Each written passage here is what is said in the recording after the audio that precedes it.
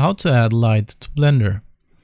Well, first off, we have to go into our viewport shading, which is this one here.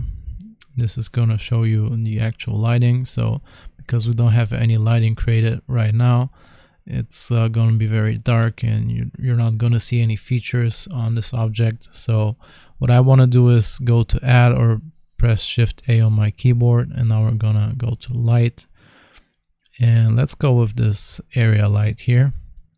It's going to be put here in the center of the coordinate system. We can now just you can press G to grab it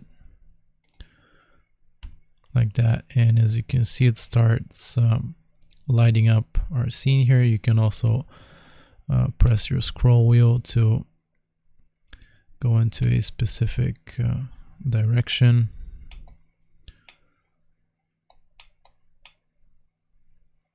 Like up, and now I can also